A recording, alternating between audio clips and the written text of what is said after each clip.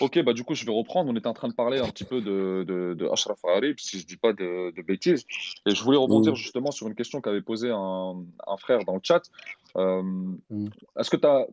Nous, on a l'impression qu'on est parti à cette compétition U20 sans réel neuf, tu vois, dans cette équipe. Est-ce que peut-être qu'il manquait tel ou tel joueur? Pas tous, ouais. Moi, j'avais pas pris Il y a certains joueurs que j'aurais pas pris, il y a d'autres que j'aurais pris. Voilà.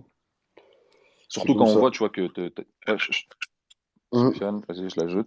Surtout quand on voit que voilà, tu as quand même des joueurs qui sortent de gros centres de formation, notamment ceux du Barça, et à qui on a accordé à peine quelques minutes. Nous, on a trouvé Ouais, ça, après, vous savez, moi, après, le Barça, c'est une chose. Après, il y a des joueurs qui étaient de qualité aussi ailleurs, hein. bien sûr, bien sûr. L'idée, c'est pas de dire que c'est parce que Mm. tu joues au Barça que tu veux dire. Exactement. Mais tu vois, Mm. quand Raylan, etc., et tout, c'est des mecs qui performent en club en plus avec leur équipe. On Ah, s'est Zakaria, posé c'est la pas question. mal. En plus, c'est un bon garçon. C'est un bon Ouais, garçon. Après, il y a Saibari qui joue au PSV Eindhoven, qui a ouais. joué quelques matchs déjà en première avec l'équipe première cette année.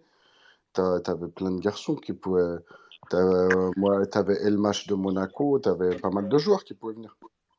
T'avais Zakaria Derwish qui joue au Raja aussi. Après, il y a un bon, ils ont pris un bon scout sur la France qui est très bien, qui s'appelle Mehdi, qui a travaillé pour Strasbourg et pour Le Havre, qui fait un très bon travail sur les jeunes. D'accord. Bon, bah, Mehdi, si tu nous D'accord. écoutes, Et de la région bonjour à toi. parisienne. C'est un garçon qui est de la région parisienne. Franchement, bah, moi, j'ai pu l'avoir au téléphone parce qu'il y avait certains dossiers, comme les dossiers des joueurs qui étaient de Lyon ou de Saint-Etienne, que moi je connais bien, ou que je connais l'entourage. Et voilà, il a eu le recul de m'appeler. Et moi, comme je l'ai dit, j'œuvre pour mon pays, donc j'ai pu lui donner des coups de main, malgré que je sois plus salarié de la fédération. D'ailleurs, j'ai une Ah, question en termes de jeunes. Qu'est-ce que tu as pensé de toute, du boulot de Nasser Larguette Ah, pendant pour tout moi, ce temps à la Nasser, Fédé? Nasser, il a fait quelque chose de magnifique, hein, que ce soit à l'Académie Mohamed VI et après, comment dirais-je, à la fédération. Ouais. Et Non, Jamel, mm, si tu venais à, on va pas, voilà, à comparer Osiane Roberts avec Nasser, mm. c'est vraiment différent ou C'est ils sont le jour sur et la la même nuit. ligne? Ouais, Comment? le Après, moi, jour j'ai et la pas. nuit. Non, après, nous, on est francophone. On n'est pas anglophone. Hmm, Donc, déjà, la différence, elle est là. ouais. C'est vrai que l'élection d'Osiane, elle nous avait un peu tous surpris. Mhm, Euh, bah surtout il est gallois, mais mhm. et que c'est pas forcément l'identité, voilà, qu'on a. Non, mais on va dire les Non, mots vous comme ils dites des sont, hein, mais ça choses. nous a Non, on tous est un peu d'accord. surpris. Mm. Et Après, donc voilà, c'était pour vraiment avoir une comparaison après, entre les deux. ouais. Après, Nasser, il a le recul aussi. Il avait le recul parce qu'il est passé par l'académie. Après, il Ouais. avait connu énormément de centres de formation, donc c'est un vrai formateur. Aujourd'hui, il l'a prouvé encore à Marseille qu'il est en train de faire sortir des jeunes. Il a pu prendre d'équipe première. C'est quelqu'un qui a énormément d'expérience au niveau de la formation. Et voilà, au niveau de la DTN, on avait besoin d'un gars comme ça. mais techniquement, en fait, pour toi, quelles sont les différences fondamentales que tu as pu noter entre la direction technique de quelqu'un comme Osian Roberts Mhm. et la direction technique de quelqu'un comme Nasser Larguette? Parce que j'imagine Nasser, que moi, j'ai pas pu le connaître en tant que directeur technique. Je sais que j'ai partagé avec lui plusieurs coups de téléphone après la fin de ma carrière. Après, j'ai énormément échangé aussi avec les joueurs de ma génération, voire plus vieux que moi, qui l'ont eu aussi dans différents, que ce soit à Cannes ou à Strasbourg ou à Caen. Et voilà, tu vois, derrière, tout le monde est unanime.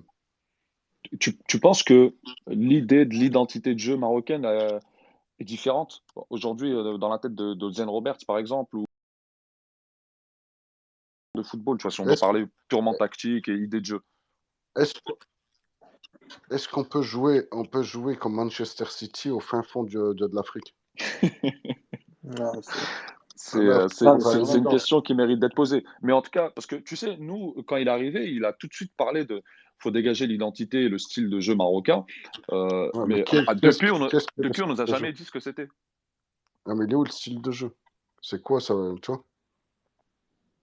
parce qu'il y a eu Moi, même tu me dis, Jamel, il y a pour même moi, en Afrique, après, tu as le style de jeu pour jouer chez toi parce qu'on a les terrains pour, mais tu as le style de jeu aussi pour jouer à l'extérieur. Après, tout dépend des joueurs que tu as à disposition, la génération que tu as. Je peux comprendre ce discours, surtout qu'assez paradoxalement, quand Mm. tu regardes l'équipe du Maroc sur les derniers résultats, les équipes qui ont gagné, c'est surtout des équipes qui ont su être pragmatiques. On s'est dirigé vers un jeu peut-être un petit peu plus physique et plus direct pour avoir.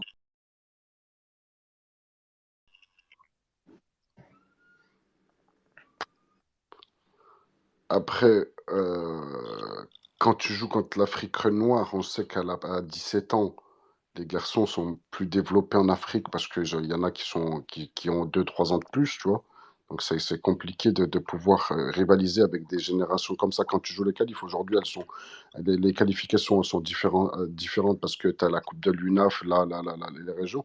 Mais quand tu arrives vraiment en coupe, en U20, tu le vois encore la différence. Tu vois. Justement, ce retard physique, parce que il y a C'est la pas un retard morphologie, physique.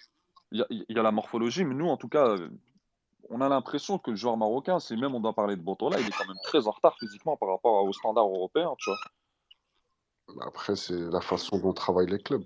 Après, moi, je sais pas, je suis pas allé voir pour voir. Je suis pas allé rendre visite au centre de formation, comment ils bossaient.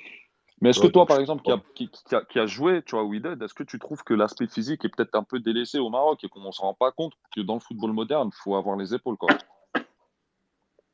Après, ça, c'est pas arrivé en pro que tu travailles ça. Je pense que c'est tout au long de ta formation. Exactement, exactement. Parce qu'une fois que tu arrives en pro, normalement, tu dois être prêt. Normalement, je dis bien. Et Jamel, j'avais une Mm. question aussi concernant Ouais. ce fameux livret qui est sorti lors de la conférence de Vaïd. Est-ce Mm. que c'était de la poudre aux yeux ou c'est un livret qui est vraiment C'est un bosseur, hein, Vaïd. Franchement, ouais, c'est un bosseur. Moi, je l'ai vu, j'ai pu côtoyé? le côtoyer au quotidien.